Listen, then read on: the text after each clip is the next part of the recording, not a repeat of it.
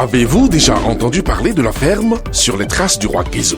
Votre ferme, située dans le village Fonkoumen, arrondissement de Gatbé, commune de Ouida, vous livre ses trésors. Tomates fraîches, œufs, poulet bicyclette, huile de palme, tout ce qu'il vous faut en volaille, fruits, légumes et agroalimentaire. Top, c'est parti, faites vite vos commandes et vous serez livrés comme des rois et selon vos exigences. Sur les traces du roi Guézo, nous sommes joignables au 229 41 49 99 99.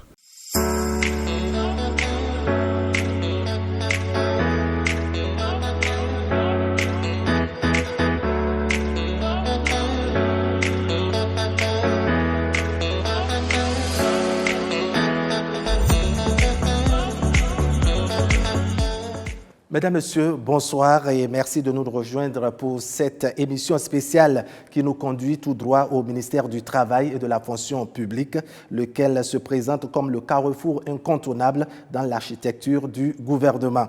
Il a visiblement son mot à dire au niveau des cadres et autres travailleurs des structures sous tutelle des autres départements ministériels, de même que les acteurs du privé, ne serait-ce que dans le traitement de leurs dossiers d'avancement. Il se gère à ce niveau une bonne masse de paperasse, mais aussi et surtout les humains et tout ce qui va avec l'administration publique.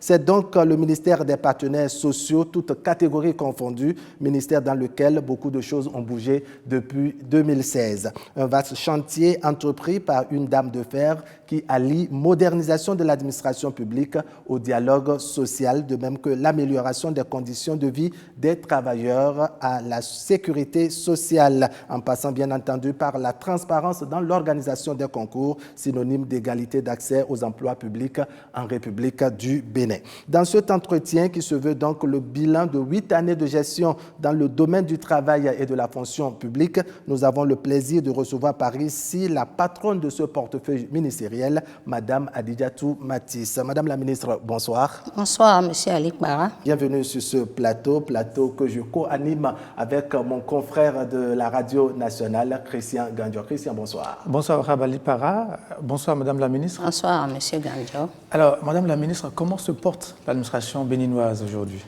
Je dirais que l'administration béninoise se porte mieux que par le passé.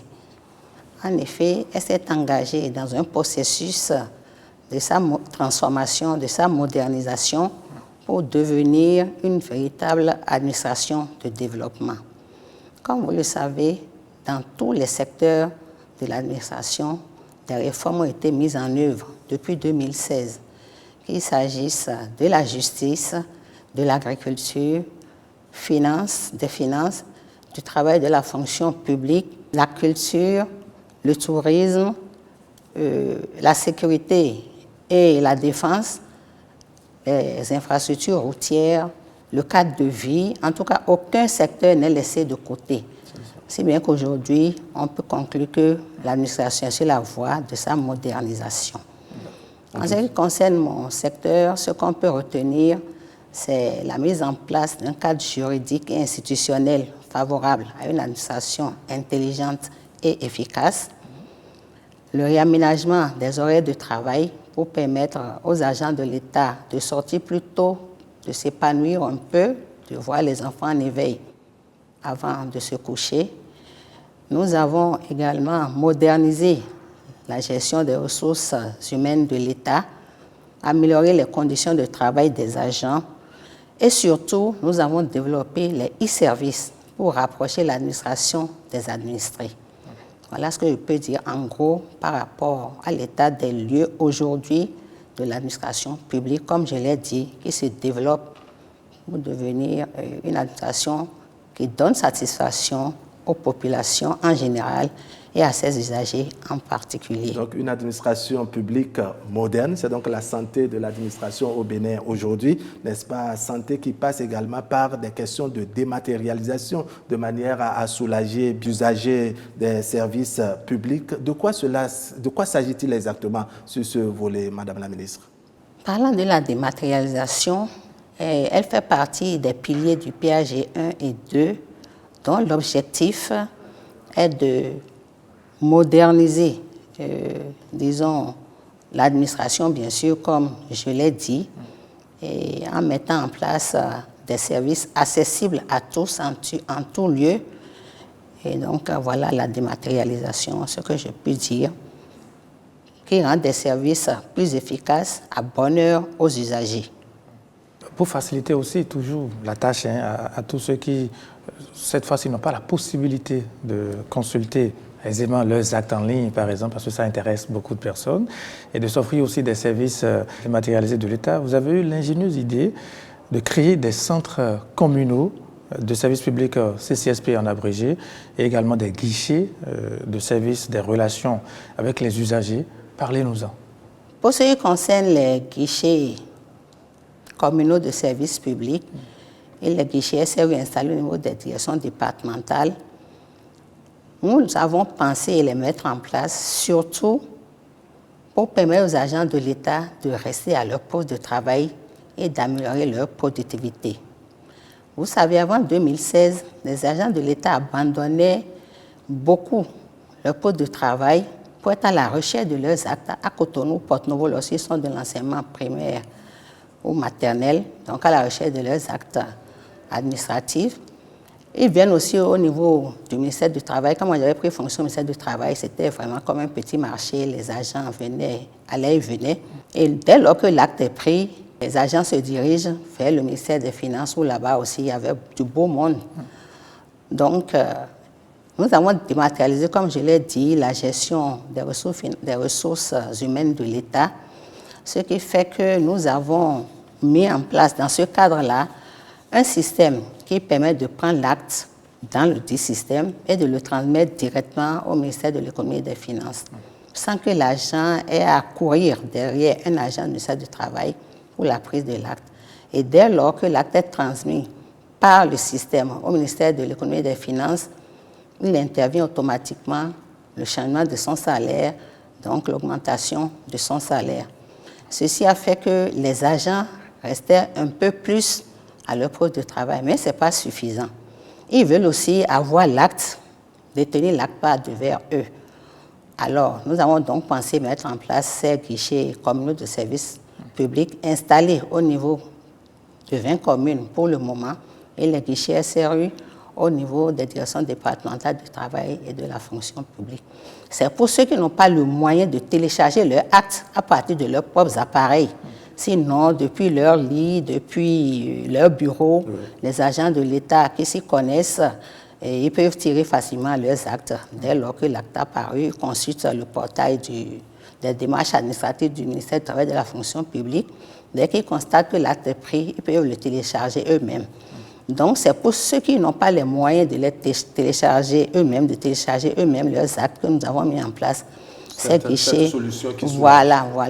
Et qui fait qu'ils sont quand même plus proches de leur service. Ils peuvent obtenir rapidement leurs actes, les télécharger et retourner au service sans avoir parcouru de longues distances à venir à Cotonou. D'accord. Alors, vous avez dressé un beau tableau tout à l'heure en ce qui concerne la santé de l'administration publique et la modernisation qu'on a apportée. On sait également que par le passé, dans la pratique, l'État central perdait les différents procès avec, je dirais, les usagers et autres. Aujourd'hui, il y a une certaine amélioration. Il y a bien de choses que l'État a gagnées à ce niveau, bien de procès remportés par l'État. Qu'est-ce que cela apporte en termes, je dirais, de gains, de plus-value?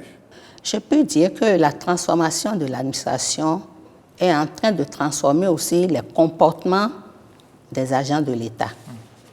Parce qu'ils savent aujourd'hui que le gouvernement n'autorise pas les déviances. Par le passé, en termes de procès devant les juridictions, donc de contentieux, je peux vous dire que l'État perdait presque systématiquement tous les procès. Et de 2016 à 2024, sur 216 procès vidés, 180 ont été gagnés par l'État, soit un taux de 83,33%, ce qui induit une économie au profit du Trésor public estimée à la somme de 8,602,402,922 francs CFA en termes de quantum des prétentions des agents au procès. Et ce n'est pas rien. Il faut dire, pour en arriver là, nous avons également acheté des ouvrages aux agents du département qui gèrent le contentieux. Nous avons renforcé leur capacité, ce qui nous a donné ce résultat-là. C'est-à-dire que par le passé, cela manquait, c'était une grosse perte pour l'État. Ah oui, systématiquement, les agents n'accordaient pas d'importance à la gestion du contentieux parce que l'État n'a personne, bon, l'État a de l'argent, donc il faut en donner aux agents de l'État qui vont en procès contre lui. Il y avait une négligence dans ce domaine. Mais depuis 2016, je viens de vous faire l'état des lieux. L'État a gagné environ 83,33% de procès et a économisé donc de l'argent pour le trésor public. D'accord. Alors, on va revenir maintenant aux centres communaux de services publics à Ouakhab, à Alipara, Madame la Ministre, et ces guichets de service des relations avec les usagers, pour suivre cette fois-ci en images comment ça marche effectivement.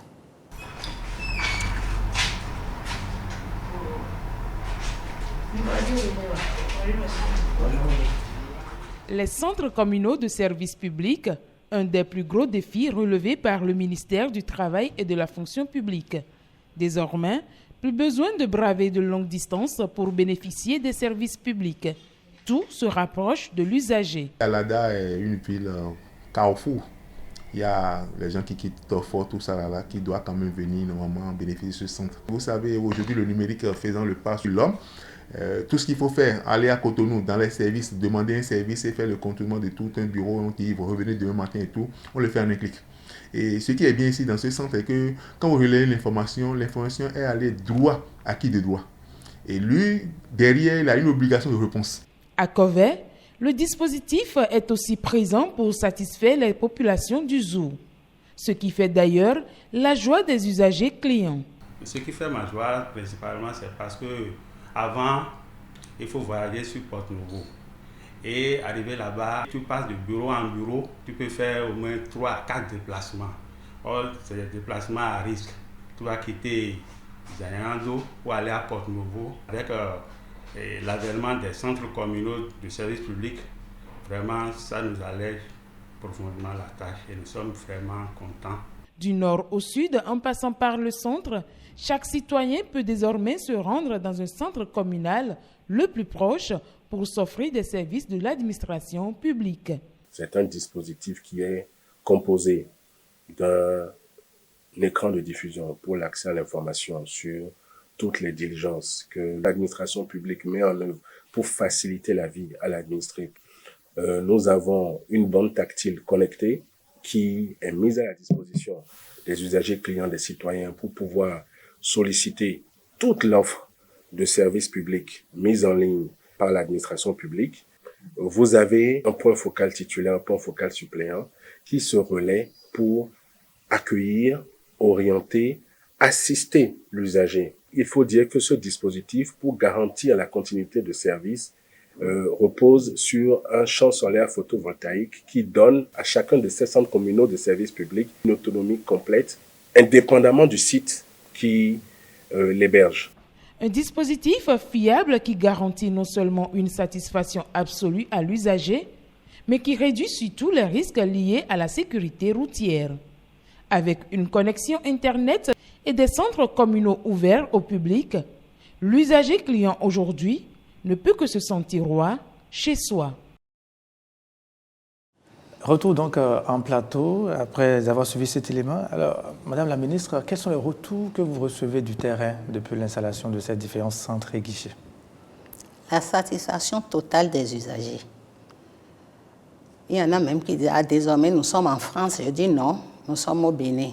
Parce qu'ils ne s'imaginaient pas que de sitôt, ils pouvaient disposer de tels services dématérialisés dans leur pays. Aujourd'hui, je me dis, mais on ne peut pas supprimer ces centres communaux de services publics. Je peux dire que durant le dernier trimestre de l'année 2023, il y avait 600 visites dans nos 20 centres communaux avec un taux de satisfaction de 75%. Et au cours du premier trimestre 2024, donc de janvier à mars 2024, 1250 visites de nos centres communaux de services publics. Ce qui veut dire que de plus en plus, ces centres sont connus des usagers de l'administration et voilà, qui les fréquentent à leur satisfaction. Et ce que je voudrais dire également, c'est que nous avons effectivement mis les centres communaux de services publics en place et les guichets SRU pour permettre aux agents de l'État de pouvoir télécharger leurs actes de carrière.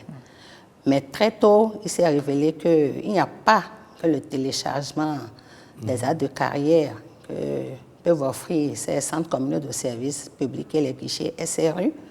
Donc, les usagers de l'administration ont commencé par exiger de bénéficier de tous les services qui sont sur le portail national des services publics. Donc, aujourd'hui, ils bénéficient de la totalité des services qui sont sur le portail national des services publics. Il y a un dépassement de fonction. Oui, allez, il y a une certaine proximité, n'est-ce pas? Oui, le paiement des factures, le paiement des factures, en tout cas beaucoup de choses que l'on peut obtenir. On va faire un pas en avant maintenant pour le paiement des droits d'examen, de concours, beaucoup de choses. En tout cas, tout ce qui est sur le portail.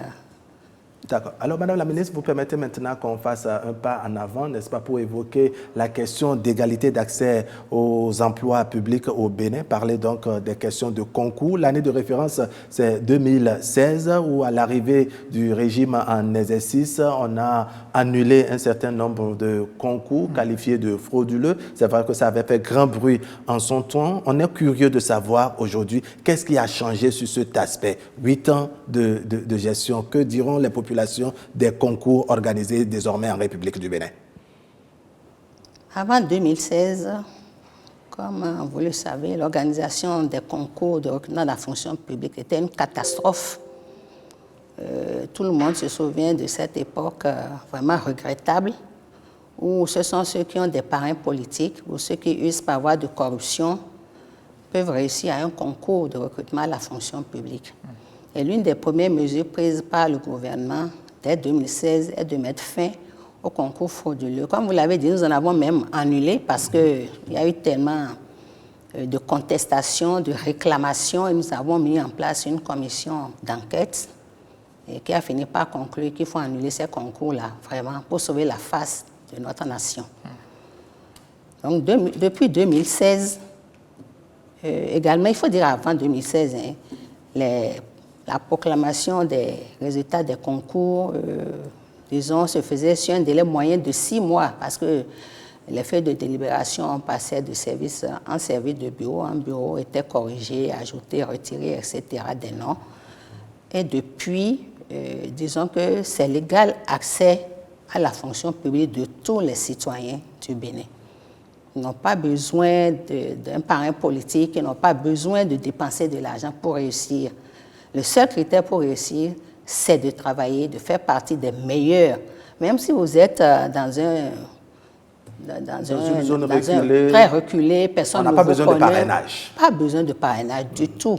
Pas besoin de parrainage. Égalité des chances. Égalité des chances. Donc, c'est bien cela depuis 2016. Et le ministre du Travail et de la fonction publique que je suis ne s'ingère pas dans la correction des copies, ni même les travaux, ni dans les travaux de délibération. Et j'ai ici quelques feuilles de délibération. Après la délibération, tous les membres donc, du jury signent les fiches de délibération. Cela les engage. Et c'est après la délibération qu'on me fait appel que tout est prêt et je vais sur les lieux pour proclamer les résultats. En résumé, il est difficile pour ce bon nombre, n'est-ce pas, qui apposent leur signature sur ces feuilles, n'est-ce pas, de s'entendre pour tricher. On vient de chercher à faire plaisir au ministre du Travail et de la fonction publique, à un autre haut fonctionnaire, pour glisser un nom sur comment on appelle, sur le relevé de délibération. Non, ça relève d'un passé. Je voudrais dire qu'un pays qui se respecte ne doit pas organiser des concours frauduleux. Et notre pays non seulement se respecte, mais est de plus en plus respecté aujourd'hui de par le monde. Donc, désormais, les concours frauduleux dans notre pays relèvent du passé. Alors, en termes de statistiques, Madame la Ministre, à combien peut-on évaluer les recrutements effectués au profit de l'administration publique depuis 2016? Je voudrais compléter que de délai moyen de proclamation des résultats de 6 mois, nous sommes passés depuis à 15 jours. 15 jours après la composition, les résultats sont proclamés. Et nous travaillons à réduire ce délai à 10 jours d'ici mai 2025. D'accord. Voilà. Ce nombre de jours suffit? Oui, ça suffit. On ne brûlait pas des étapes? Non. On est bien organisé. Il y a un système performant, un système informatique performant qui est mis en place et qui fait le travail.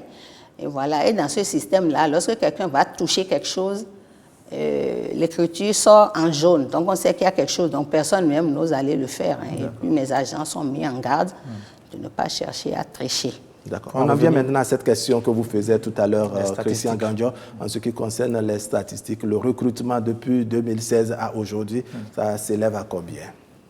Depuis 2016, le gouvernement a organisé donc de nombreux concours et recruté à ce jour 56 199 agents, parmi lesquels 22 138 fonctionnaires et contractuels de l'État, tous secteurs confondus, et 34 061 aspirants au métier du primaire et du secondaire que nous appelons généralement les AMV, dont le reversement en agents contractuels de l'État est déjà décidé et les modalités pour y parvenir sont en cours de définition.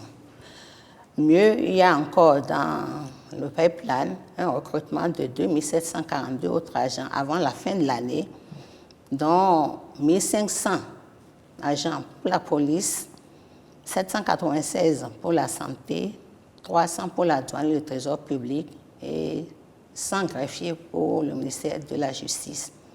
Et je peux dire et rassurer les parents d'élèves, les parents des agents désireux de concourir, qu'il suffit que leurs enfants travaillent et fassent partie des premiers, ils vont réussir. Personne n'est favorisé dans ce processus-là. D'accord. Tout le monde est traité à la même enseigne. D'accord. Sur le même pied d'égalité. Travaillez et vous avez vos entrées à la fonction publique. D'accord. Alors, vous permettez qu'on jette un coup d'œil sur ce visuel, n'est-ce pas, qui retrace ce que dit Madame la ministre. C'est toutes catégories confondues, qu'il s'agisse des personnes en situation de handicap et bien d'autres. Il suffit juste de concourir. Eh bien, les résultats sont proclamés, je dirais, à la hauteur de l'effort fourni par les uns et les autres. C'est bien ça. En dehors des nombreux efforts fournis déjà dans le cadre de l'organisation et du traitement des concours, une plateforme des concours bientôt disponible pour tous les candidats et ceux dans tous les secteurs. Lorsqu'on lance les concours, tout le monde rue vers le même point pour pouvoir déposer le dossier. On assiste même à beaucoup de files d'attente. Et pour réduire cette file d'attente, cette plateforme leur permet désormais, depuis leur maison, depuis leur lit, de pouvoir postuler à un concours. Il suffit de pouvoir s'inscrire sur la plateforme qui est en cours d'expérimentation. Une fois que tu t'inscris, que tu as un compte sur la plateforme, tu as tout le temps pour apprêter ton dossier. Et là, tu attends qu'on lance un concours. Lorsqu'on lance un concours aussi, c'est ceux qui ont déjà un compte sur cette plateforme qui ont la primeur de l'information parce qu'ils ont l'information déjà dans leur mail. Les mails étant déjà connectés au smartphone que nous avons en main aujourd'hui, tu as la possibilité d'avoir l'information sans rechercher outre mesure. Avec la plateforme, le diplômé a l'information en temps réel et peut se positionner pour saisir les opportunités qui s'offrent à lui. Voici le parcours d'un usager sur la plateforme. Il crée son compte à travers un email accessible, il renseigne son nom et son prénom, son mot de passe et il reçoit une notification mail. Dans le second élément, c'est-à-dire la seconde étape de son parcours sur la plateforme, il aura à mettre à jour son espace, c'est-à-dire le compte qu'il avait utilisé, il va s'identifier avec. Il va renseigner ses données personnelles, nom, prénom, tout diplôme, tout ce dont il a besoin et après il pourra suivre. Pour candidater, il y a des concours qui sont lancés avec des descriptifs, dont il choisit son concours et constitue son dossier numérique. Après ça, il aura le récapitulatif de sa candidature avant de passer à l'étape de postulation.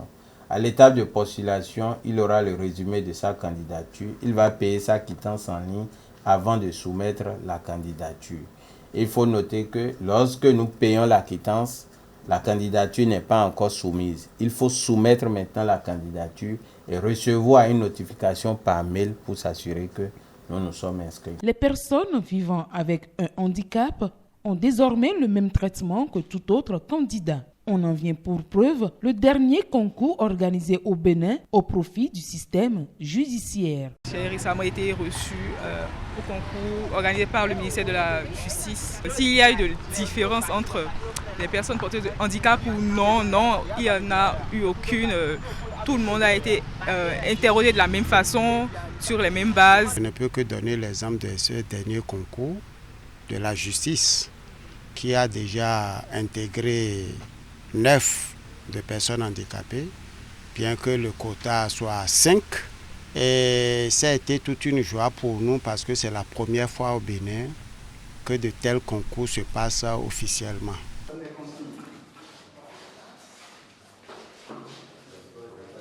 Je pense qu'aujourd'hui, les concours sont organisés avec une certaine précision, une certaine diligence que je ne vois rien à reprocher à tous ces concours. Moi, personnellement, j'apprécie tel que ça se passe. Dans la petite histoire, il y a eu des concours à la CNSS qu'on a dû annuler parce que c'était entaché de fraude, d'incorrection et d'incongruité. Voilà une preuve, n'est-ce pas, de sa loyauté. Alors, on ne peut que saluer ça. Je suis agent contractuel de l'État, recruté au profit du ministère des Sports en 2017. J'ai composé un 7 octobre et le 18 octobre, les résultats sont sortis. Les résultats étaient sortis en un temps record, n'est-ce pas? Je ne pouvais jamais imaginer qu'un jour après ma composition, les résultats pouvaient sortir. Parce que ce à quoi on était habitué est qu'après la composition, il faut attendre 3 mois, il faut attendre 4 mois, 6 mois, parfois une année entière avant que les résultats ne sortent. Mais le mien et le résultat de toute ma promotion était sorti juste un jour après. Vous voyez, cela est le symbole même de la transparence. Et après la sortie des résultats, nous n'avons pas eu comme d'habitude les murmures des syndicalistes, les murmures des uns et des autres. C'était passé en toute tranquillité parce que tout le monde était satisfait. La transparence et le mérite sont désormais les caractéristiques des concours organisés par le gouvernement de Patrice Talon. À cela s'ajoute le délai court de 15 jours retenu désormais pour la délivrance et la publication des résultats. Une avancée énorme qui vient davantage à crédibiliser les compétences acquises au Bénin.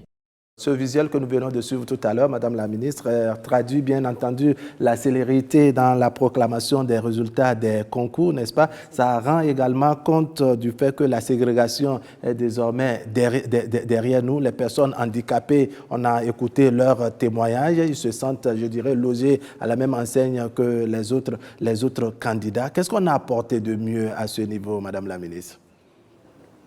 Pour le gouvernement du président Patrice Talon, c'est de ne laisser personne de côté dans la gestion du pays. Donc vous savez que par le passé, les personnes en situation de handicap étaient un peu mises de côté, si je peux ainsi m'exprimer.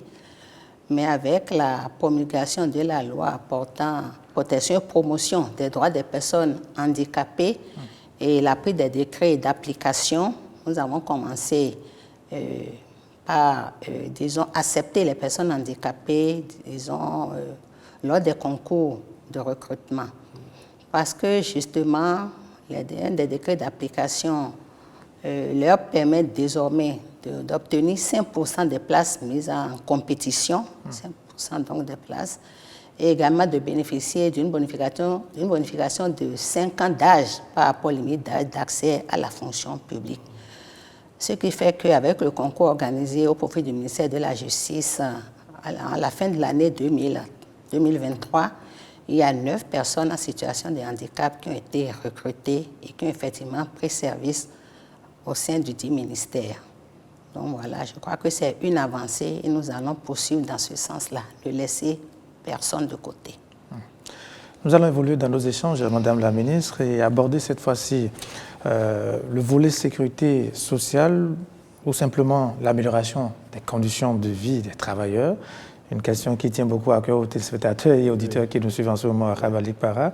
Depuis 2016, donc, sur ce plan, Madame la ministre, quelles sont les principales mesures prises par l'État pour améliorer les conditions de vie des travailleurs? Les travailleurs de l'État doivent se satisfaire de ce que le gouvernement du président Patrice Talon a fait à leur profit. Parce que par rapport à avant 2016, c'est quand même une bonne avancée. Et au profit donc de ces agents, il s'agit en substance de l'appurement progressif des arriérés de salaire de 164 milliards de francs CFA payés sur 180 milliards dont nous avons hérité en 2016. Il s'agit également de la mise en œuvre, surtout une des mesures importantes, la mise en œuvre de l'avancement automatique d'échelon suivi de l'augmentation du salaire. Avec ça, on peut dire que tous les 2 ans, les agents de l'État connaissent une augmentation de salaire. Et cerise sur le gâteau, c'est la revalorisation de 3% du point indiciaire, doublé de l'octroi de sursalaire aux agents de l'État intervenus en décembre 2022 en réponse quelque peu à la cherté de la vie.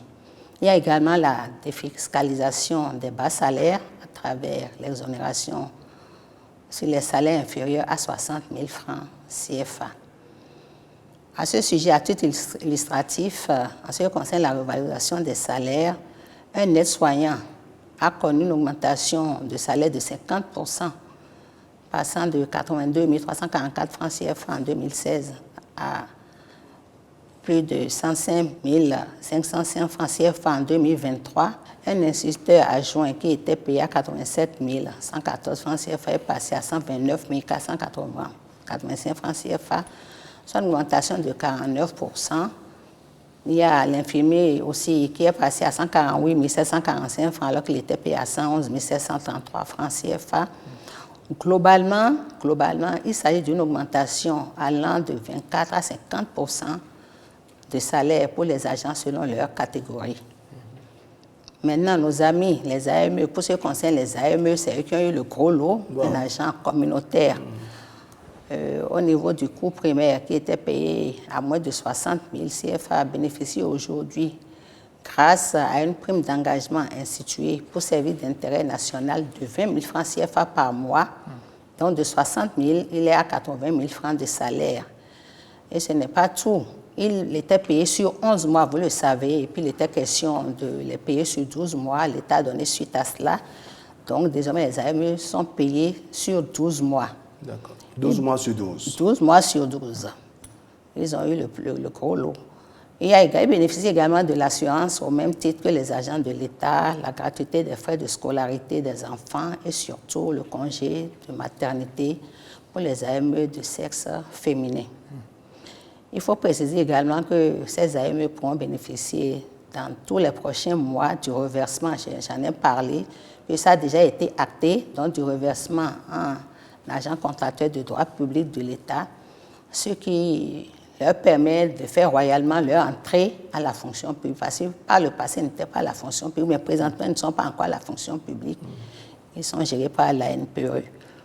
Et c'est plus rassurant, disons, d'intégrer la fonction publique pour eux.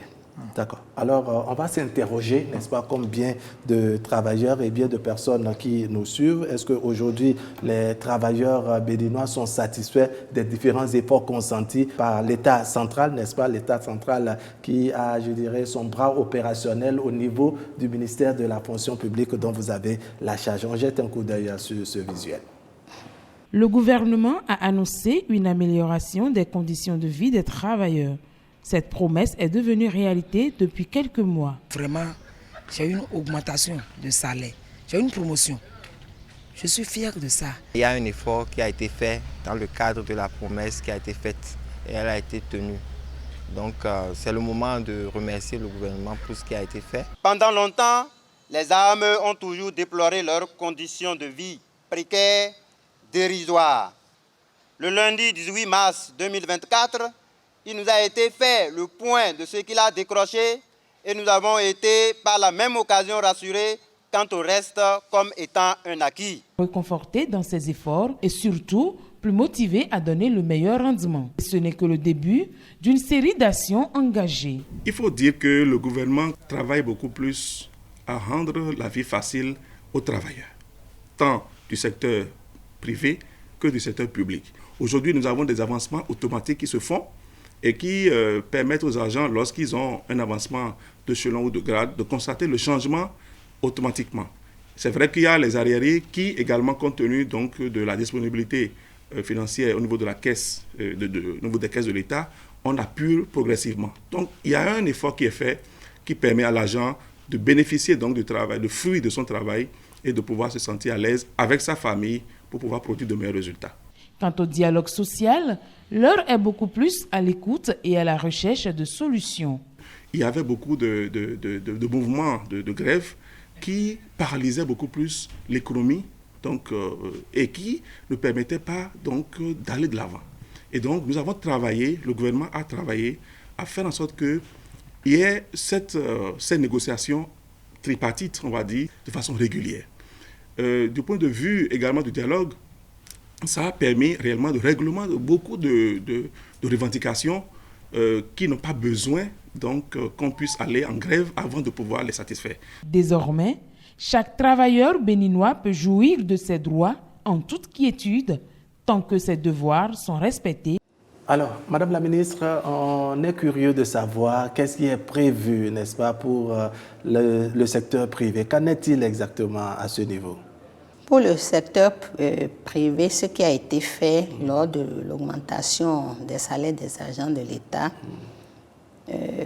c'était de négocier avec le patronat pour la revalorisation du SMIG qui était de 40 000 francs et qui a été porté depuis lors à 52 000 francs CFA, soit une augmentation de 30%, ce qui n'est pas négligeable.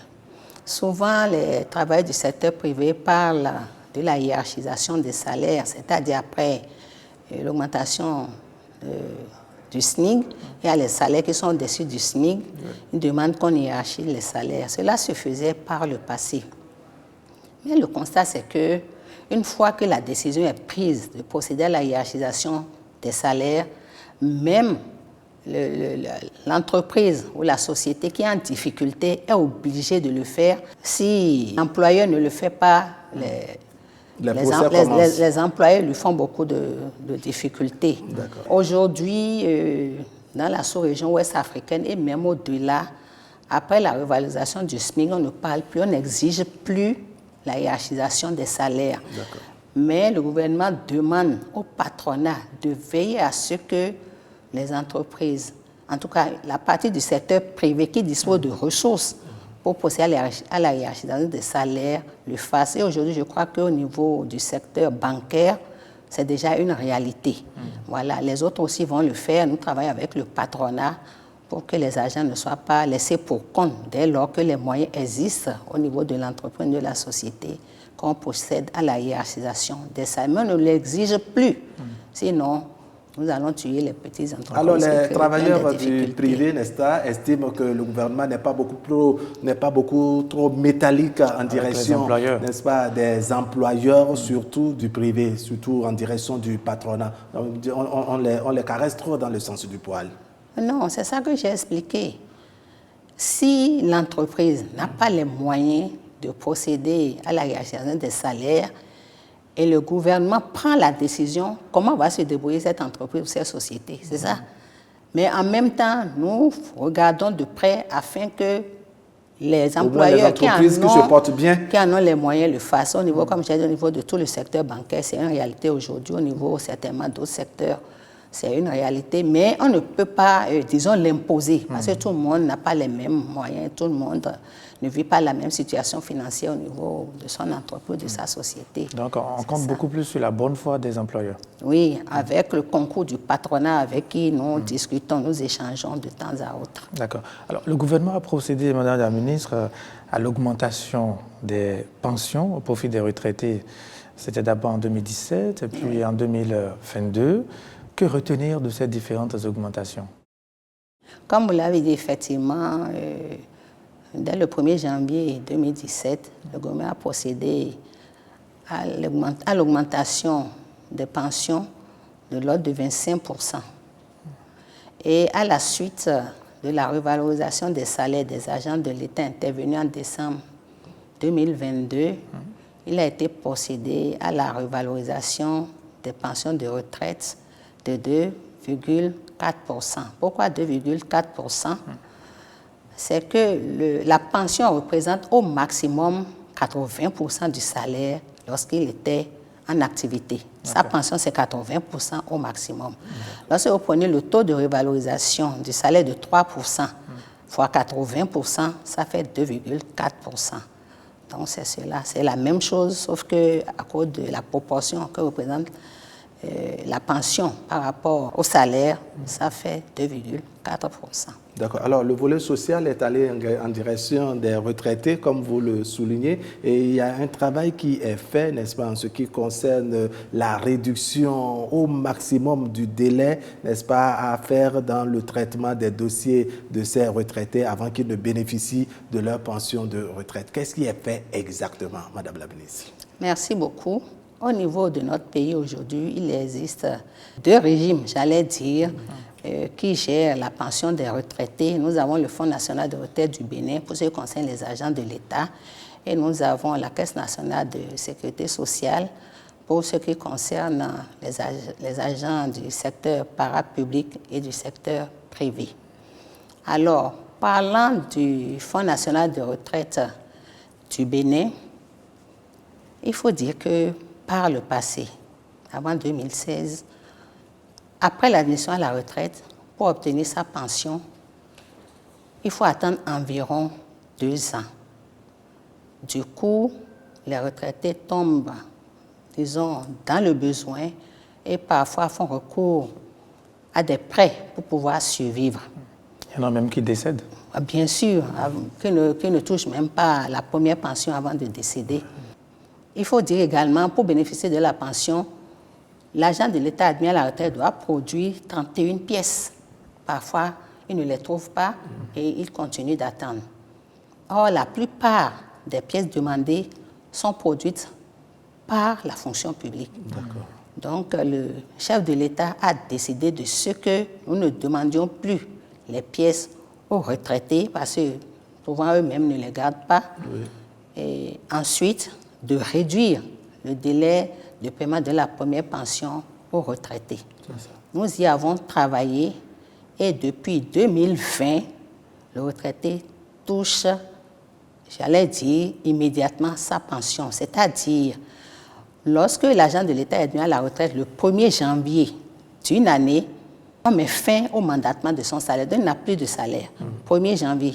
D'accord. Et le 1er février, il touche sa première pension, désormais. Ce qui veut dire qu'il passe de la situation d'agent de l'État à la situation de retraité sans interruption de revenus. En résumé, il passe de salaire à la pension. À la pension, exactement. C'est bien cela. Ça, c'est en ce qui concerne le Fonds national de retraite du Bénin. Au niveau de la Caisse nationale de sécurité sociale, il y a beaucoup de travail qui a été fait et qui se poursuit. Le délai moyen de paiement de la première pension était de 9 mois environ. Aujourd'hui, c'est de 3 mois. Mais comme je l'ai dit, la CNSS continue de travailler pour payer les pensions dans les mêmes délais que le Fonds national de retraite du Bénin. Donc, qu'il n'y ait pas d'espacement entre la fin du mandatement du salaire et la perception donc, des pensions. Voilà. Et là aussi, il faut dire qu'il y a eu beaucoup de réduction des tracasseries. Les pensions au niveau de la CNSS sont payées désormais par virement ou par Momo, alors que par le passé, vous assistez à des scènes, même au niveau du FNRB, des retraités fatigués qui attendent au guichet, parfois qui tombent, qui s'évanouissent, etc., avant de pouvoir, sans même pouvoir toucher la pension, parce qu'on les trimballe à l'hôpital, on les ramène à la maison. Désormais, ça relève du passé. Les pensions sont payées soit par virement, soit par Momo. Beaucoup de mesures donc pour faciliter la vie aux retraités. Sont-ils satisfaits? La réponse dans cet élément. Les réformes engagées par le gouvernement de Patrice Talon ont impacté tous les secteurs d'activité. Dans le domaine de la sécurité sociale, les délais de liquidation et de paiement des pensions, aussi bien pour les agents de l'État que pour les travailleurs du secteur privé relevant du régime de la Caisse nationale de sécurité sociale, ont été réduits. Moi, je suis admis à la retraite le 1er mai, mais la CNSS m'a appelé en juillet et il m'a donné une note de notification de ma pension, le montant que je dois prendre. Et sur la même note, on m'a fait de rappel du second mois. Donc le montant que je dois prendre, c'était une surprise pour moi. Madame la ministre, les réformes sont bonnes et belles. Je dis bien que les réformes sont belles et bonnes. Du moment où moi, Zanou Lucien Viro, j'ai reçu mon livret, il y a 3 jours, on m'a appelé le vendredi de venir au ministère avec 3 photos. Je suis allé au ministère des Finances le lundi à 8h45, mais je suis debout là quand on m'a remis mon livret. J'étais à la maison, un jour on m'a appelé que le lendemain de se présenter à la caisse. Je suis parti, on m'a donné le papier avec un chèque. J'ai des collègues qui sont partis, mais un mois après, ils ont eu ça. Avant, les gens ne font pas de visites. On les laisse après, peut-être il est mort, et puis on prend sa pension pendant la personne est déjà morte. Maintenant, avec votre réforme, votre système, maintenant, c'est bon. Des réformes qui méritent l'admiration des retraités. J'ai trop apprécié le fait qu'on n'a plus besoin de se déplacer à la source avant de faire valoir ses droits. Un coup de chapeau pour tout ce que l'État a mis en place pour que cela se passe. C'était difficile pour nos parents. Aujourd'hui, c'est bon. Le gouvernement a fait l'effort de corriger ça. On doit tirer chapeau. Dans la vie, c'est ça. Il faut remercier. Qui c'est bon, il faut dire que c'est bon. Sincèrement, c'est bon. Je suis heureux. Vraiment, les mots me manquent pour vous dire merci et merci au président de la République. Désormais, les retraités relevant du Fonds national de la retraite du Bénin perçoivent leur pension dès le premier jour du mois, suivant celui de l'admission à la retraite. Et pour les pensionnés relevant de la Caisse nationale de sécurité sociale, le processus est fini au bout de 3 mois. Les pensions sont attribuées soit par virement bancaire, soit par un transfert mobile. Dans le domaine donc de la sécurité sociale, nous avons travaillé à rendre la vie facile à nos retraités. Alors, les tracasseries ont été réduites et nous avons aujourd'hui, depuis leur maison, ils peuvent avoir leur pension directement à travers, disons, le PAMOMO ou bien à travers un virement bancaire, ce qui n'était pas le cas avant. Le mécanisme de coordination de liquidation des droits de pension permet aujourd'hui aux agents affiliés successivement au régime de la FNRB et de la CNSS de bénéficier d'une pension de retraite dès lors que le total de leurs années de service sous les 2 régimes est au moins égal à 15 ans.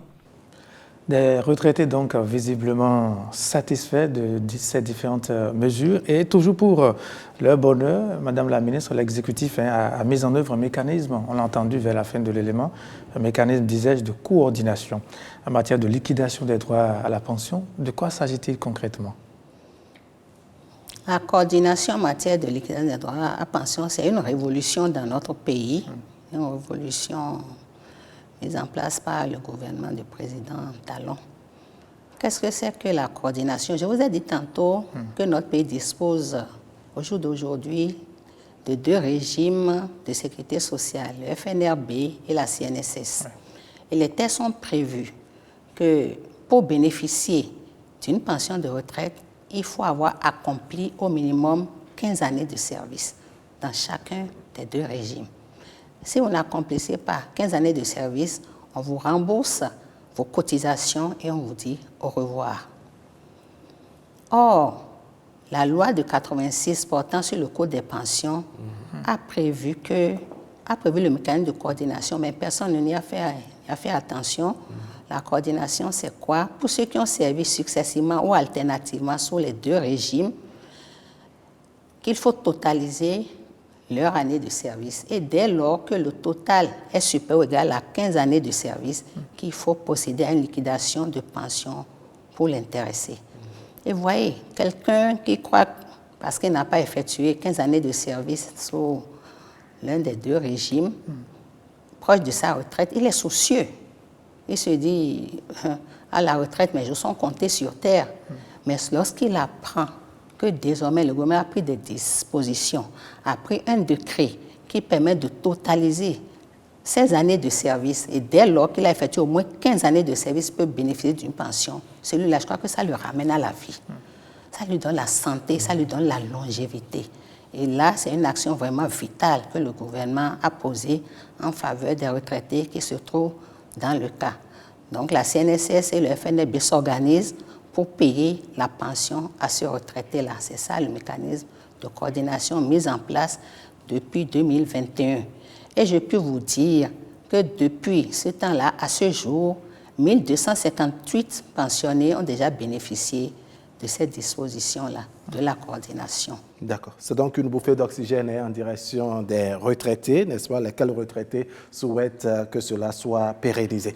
Madame la ministre, vous permettez, on va aborder un autre axe de nos discussions cette fois-ci, le dialogue social, s'il faut dire les choses ainsi, avec vos amis, les partenaires sociaux qui estiment que le dialogue social est en panne. Il y en a qui estiment, c'est leur propre expression, que le dialogue social est enrhumé. Je ne suis pas de leur avis. Eux-mêmes savent que le dialogue social n'est pas en panne dans notre pays. Ce n'est pas parce que nous n'avons pas organisé la dernière session de l'année 2023, puisque tous les ministres étaient à l'Assemblée pour défendre leur budget, qu'ils vont tout peindre en noir. Et Dieu sachant faire les choses, vous voyez, pour la marche en question, la marche qui a été organisée, les partenaires sociaux n'ont pas mis en avant le dialogue social qui serait en panne. C'est autre chose, c'est la cherté de la vie. Et c'est quand moi j'ai trouvé ça un peu bizarre parce que cela ne fait pas partie, disons, des doléances d'autres corporatistes qu'ils ont raccordées après l'affaire du dialogue social. Sinon, les textes sont prévus que nous, le décret qui organise, disons, la Commission nationale de négociation, de concertation et de consultation a prévu que nous puissions tenir 2 sessions ordinaires au cours d'une année et une session, en 3 des sessions extraordinaires en cas de besoin. Depuis la mise en place du régime de la rupture, nous avons tenu au minimum 2 sessions de notre cadre de concertation. La première que nous tenons avant le mois de juin et l'autre vers la fin de l'année. Comme je l'ai dit, l'année dernière, on a été confronté à une petite difficulté. Sinon, même l'année dernière, nous avons tenu 2 sessions.